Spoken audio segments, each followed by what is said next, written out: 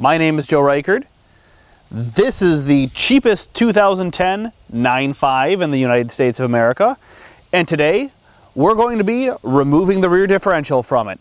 If you haven't seen anything else in the project series, I'll put a card up here or here, I can never get this right, where you can click on it, see the entire playlist, check it out.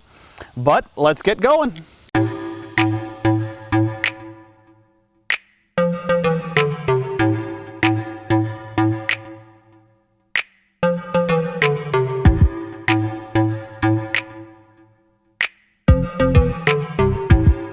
All right, everybody, it's actually a few days later after I recorded the intro. As you can tell, I'm wearing jeans now. Finally going to be getting the car jacked up, starting off with the first steps in WIS. Number one step is to remove the exhaust. So, gonna jack it up, take the wheels off, take that exhaust off. So, here we go.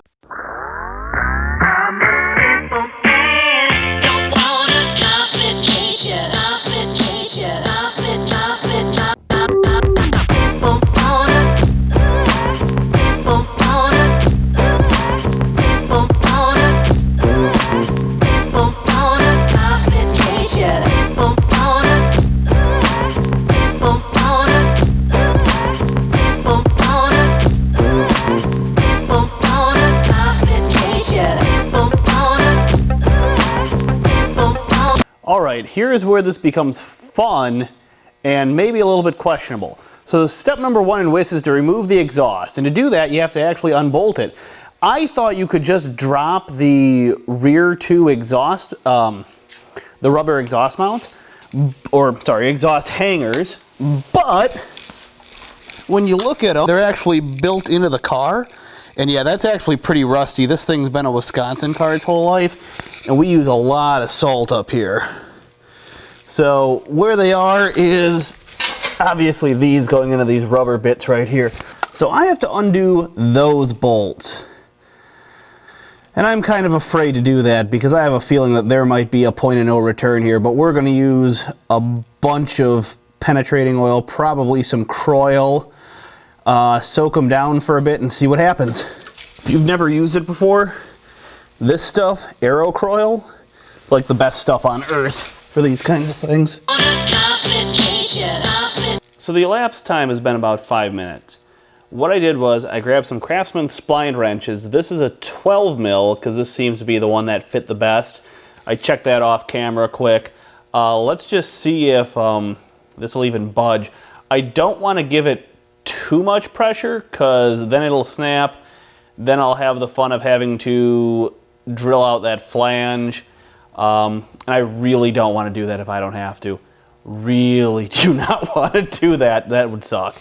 So let's give her a shot. Hopefully, hopefully I don't snap it.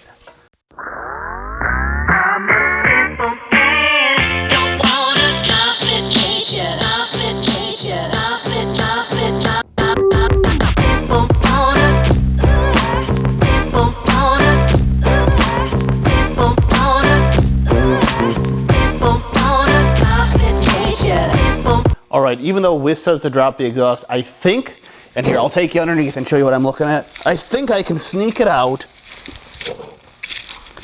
underneath here without dropping the exhaust. Let me get some light. The exhaust is here. Now, this is offset slightly from the differential. What I think is, once I pull the axles out, these two, that what I'll be able to do is undo the two bolts and the drive shaft and slide it down this way. Might take a little bit more finagling, but undoing that exhaust, well, that'll probably cause even bigger problems. So that's what we're gonna try. So time to start taking the suspension apart, I guess, so we can get these axles out. All right, step one, put a screwdriver in, remove the axle nut. Step two is going to be remove the rear sway bar link. You just disconnect the bottom portion of it. I think that's a, okay, that's a 16 mil. At this point, you need to drop the shock. 21. Give that just a little bit of compression. That's also a 21.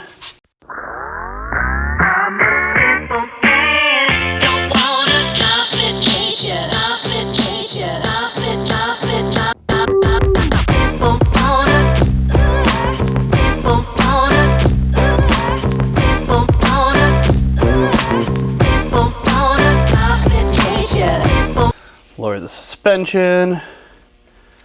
That should drop the spring. Oh, looks like the spring was just sitting there. Good. I thought the spring was going to be loaded. Move this link.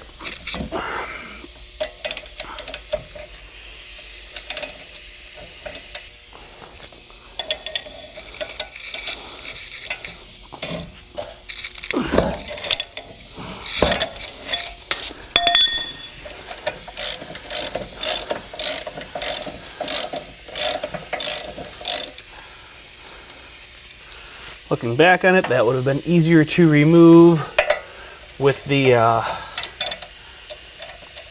bottom portion still in, but I thought that the spring was loaded.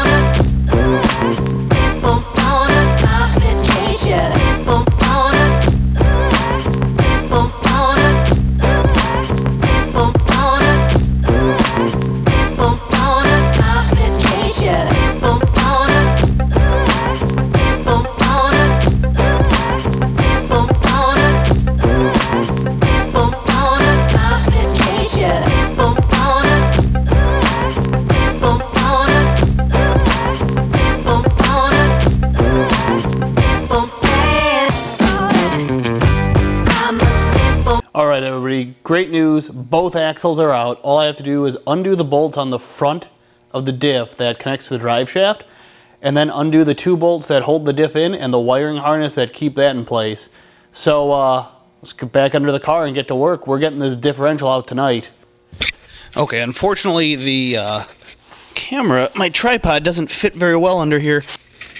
So yeah, no, I probably won't have it under here while I undo these bolts. I'll show everyone where they are though. The bolts are right here on the front, and what I'm going to do is I'm going to take it and I'm going to undo them, then find a way to turn this. Doesn't seem to want to turn, probably because the car is in park, but we'll figure something out. Alright everybody, it's a new day and the prop shaft is still in. So what happened last night was I turned the camera off because I was like, all right, I'm going to get this prop shaft out, can't get the camera underneath there. And when I was doing that, I didn't really think about where those top bolts were and the fact that the rear differential is practically locked. So I had tried putting the car in neutral, I tried turning the prop shaft. It doesn't really turn. So I got 2 of the bolts out, tried to sneak a ratchet around to get the other ones out, could not do it.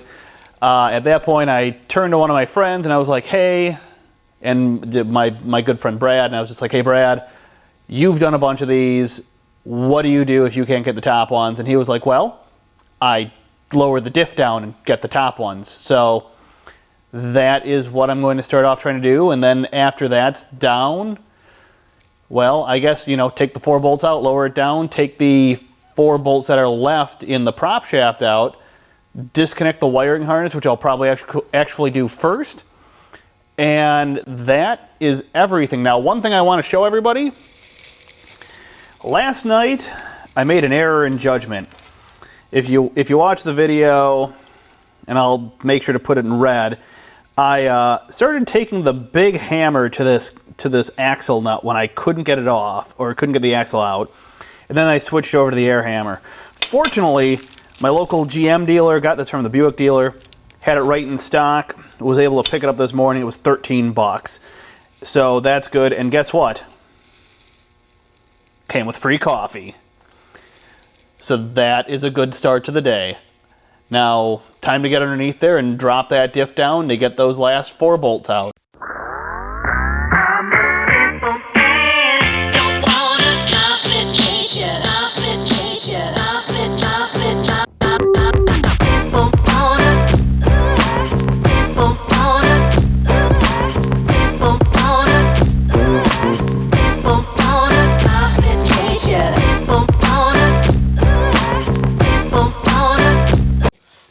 All right, so what I did in the background was I took the car, I jacked it up, I got it in neutral, and now we're gonna see if that rear differential will turn at all. So back under the car, hopefully it just spins freely, which I don't think it will, but sure enough, we're going to give it a shot.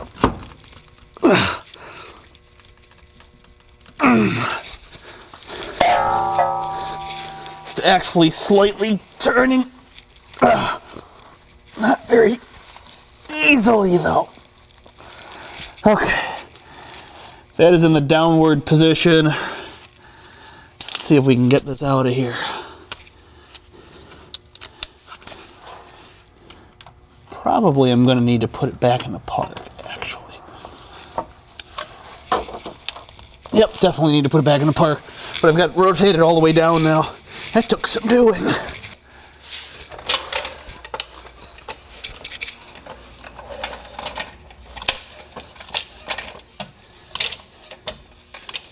All right, take some tension off there.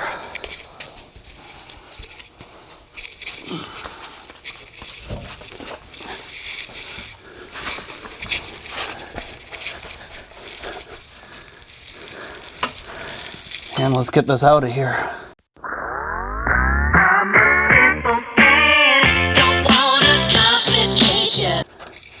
All right, last one. See if we can get this differential out of here. Oh, yep, she's coming loose, all right.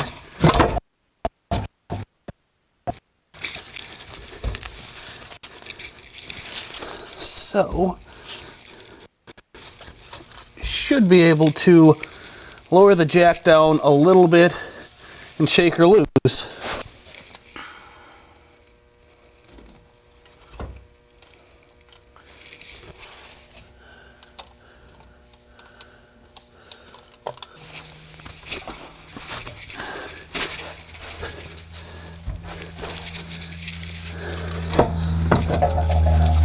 Come on. Oh. She's out, but she's not detached from the prop shaft. The worst part is I know that there's a specialty tool made for this, but I don't have it. So,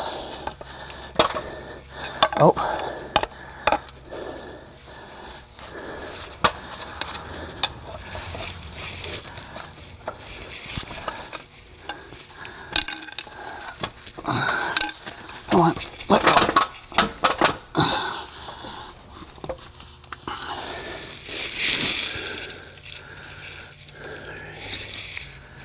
What I need is a chisel and a little bit of light tapping, I think.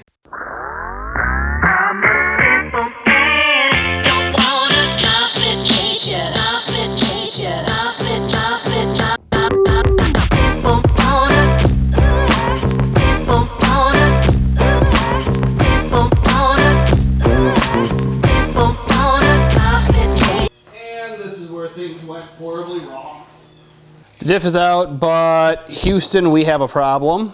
I accidentally took apart the wrong side. So there's a flange stuck in that diff right now that I'm going to need to get out of there.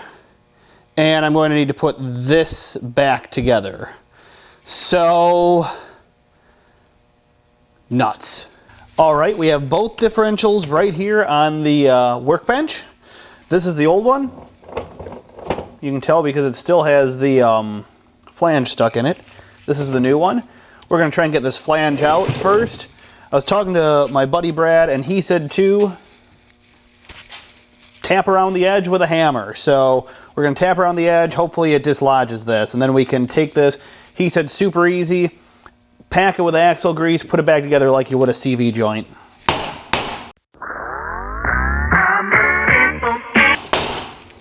And it came right out. Good tip from Brad. One thing that I did do was I threw a little bit of Croil in there when I couldn't get it loose. So perfect. Then when we go to put the diff back in, we'll reassemble it. We'll put the two balls back in that fell out, which somewhere back there. Pack it with some fresh axle grease, and this should be good to go. All right, now we've got the old differential and the new differential next to each other. Just show you what the old differential is doing. Let me take off the microphone.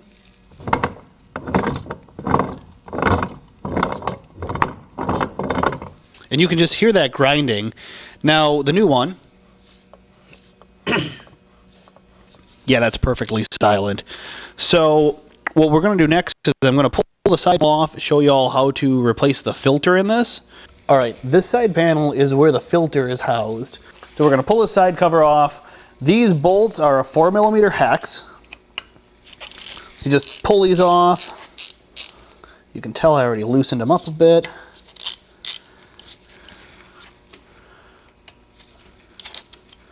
Don't forget to get all of them, because there is one tricky one right here in the middle. Now the one thing I'm going to note is most of the time you're obviously going to be doing this in the car. In the NG95 you have to drop the diff down a bit to actually get to this.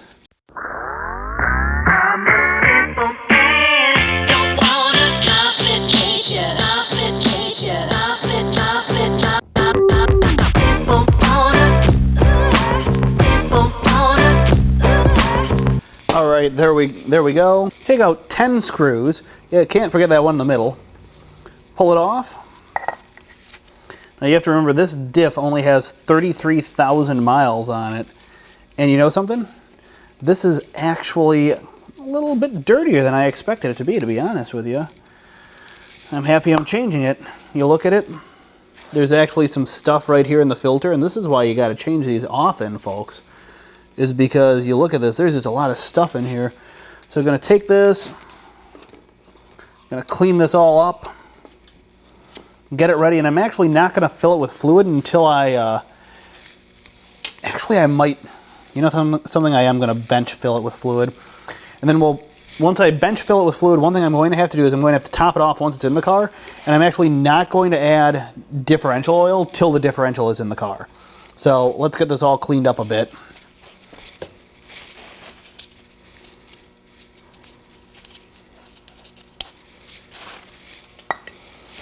Oh yeah, hang on, look at all this. There's just a lot of gunk in here. This is why you need to take these and you need to drain them and fill, you know, do your fluid changes, do your filter changes often.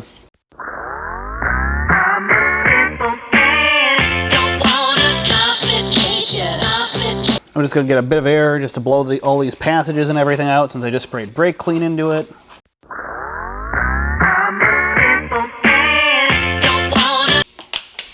Alright, that's all a lot cleaner than it was.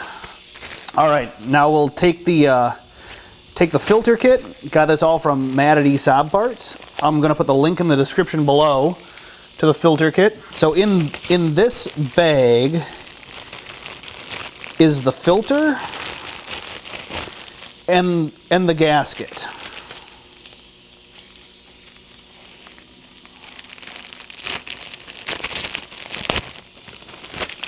So this is actually extremely simple. You just take the filter, pop it in. You can even hear it make a pop noise. Then you take the gasket, line it up, put it on. That's not going to hold there very well though. So what you then do is you grab a couple of the screws, get everything all lined up. Then what you're going to need to do, and what I always find easiest, is to get a couple of these top screws in. You get 2 of them in at least. And once those are in, the rest of the gasket will line up. Now at this point you aren't going to tighten this down all the way.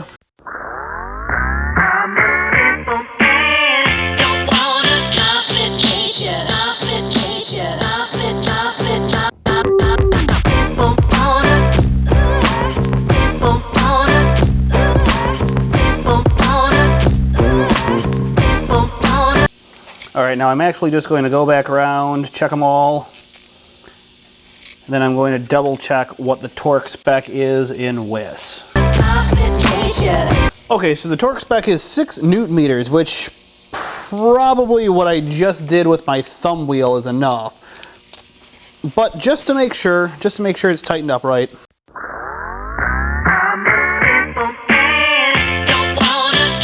Perfect. Now the filter is changed. Now what we'll need to do is fill the fluid, and the way you'll start doing it is, I'm going to grab one, you grab a pump, like a hand pump, you start pumping it into here, and then you put a few extra pumps into this vent hose, because that way it fills it all the way up, gets enough extra so when the pump engages there's still enough fluid in there. The one thing you want to make sure of is when you have the car back together, if you need to top it off, you top it off through this vent hose. Alright, so I've got the Haldex fluid. This is for the filter side. And I have pump, standard pump. And this is an 8 mil. Alright, I'm bringing in the muscle. 8 mil hex key, 1 Logan. Alright, now we're bringing the extra big muscle. There we go. Alright, she came loose.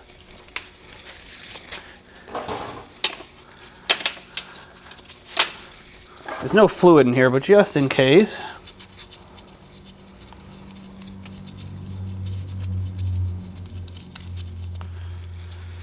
Alright. Yeah, there it is. I'm going to say, I actually had the pump sitting here for this. Oh, there we go.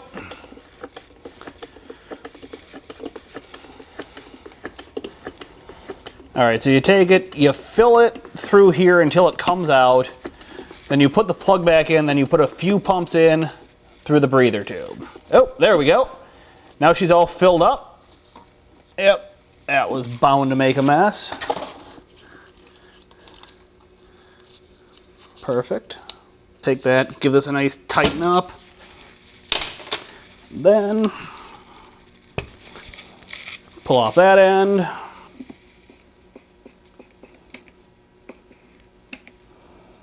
And give this about 3 pumps extra into the top. I'm actually going to give just a little bit extra because it's normally 3 to 4.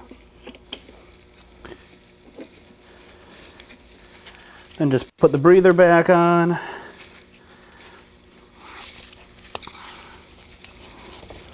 Now it's ready to install. Alright everybody, so we had some technical difficulties with the GoPro battery dying. So we flipped over the Haldex module from the old to the new, moved the, there's a plunger type thing inside of there, moved that over as well. Then we went and worked over on the drive shaft of the NG95. Logan and Mike joined me, and they'll probably be in the picture sooner or later. Mike, Logan. So they're going to be helping me put the diff back in the car. Actually, these guys are the ones responsible for fixing my screw up earlier where the cup came off the end of the drive shaft because we needed a mechanical engineer and a kind of mechanical engineer who's not really a mechanical engineer but specializes in sketch to actually figure it out. What happened was when that cup comes off, it only goes back on one, well, I shouldn't say one way, it could go on a number of ways, but it has to go on a particular way. And what was happening was we'd put it in and it would kind of like lock together and move all as one where it's supposed to pivot. So they figured it out, thankfully. It's funny because they were both under there. Logan goes, hey, maybe it goes a specific way. And I'm like, that's a really, really good point. And Mike was in the middle of figuring it out. So, it does have a specific way that it goes. Yeah, exactly. So what we're going to do now is we're going to put the diff back in the 9.5, get it back together, and hope it doesn't have any error codes, really. We'll see what happens.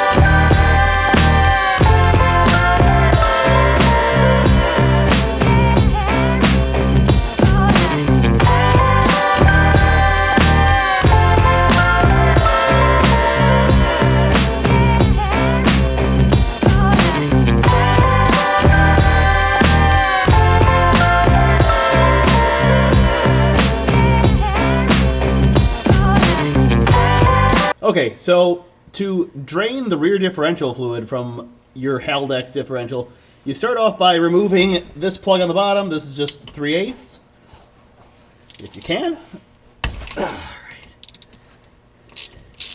And since this one might be drained, I'm not sure what we're going to get out of here.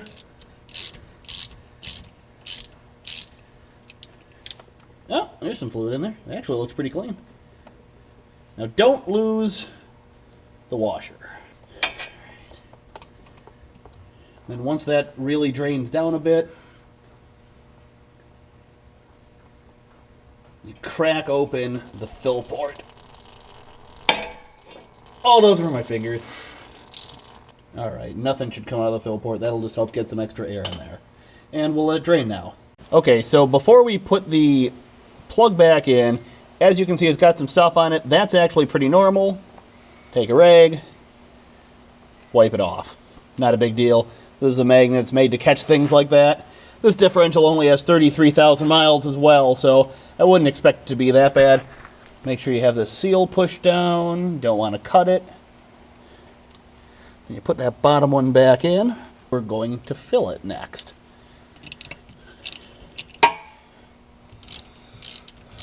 I'm going to try not to get my finger smashed again. That'd be great.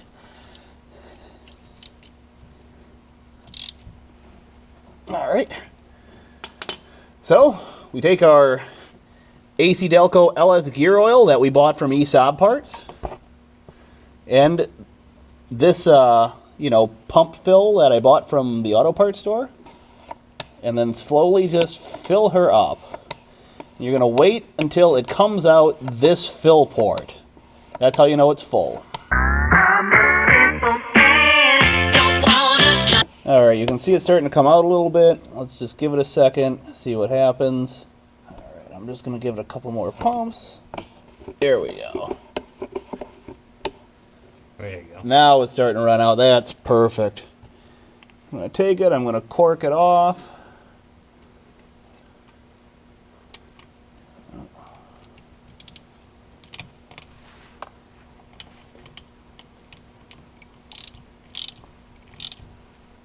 And the diff fluid's changed. So we finally done it. Rear differential's in, everything's buttoned up, and now we're going to test it. We're going to see if those wheels and those wheels turn at the same time. This is kind of exciting because this is a monumental moment for me owning this car.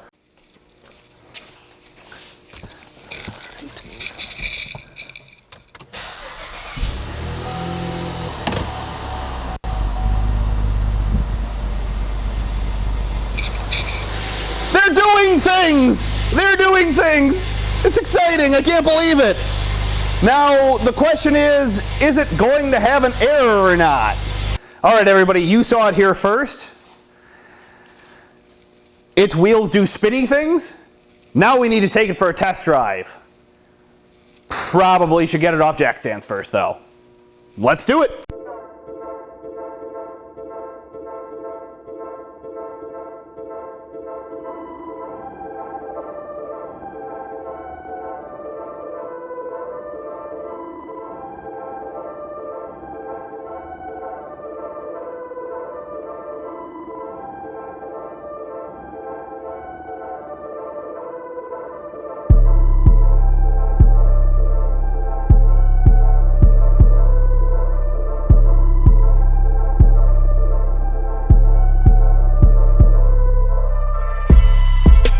Alright, I'm going to try to make this as short as possible because I know the video is already really, really long.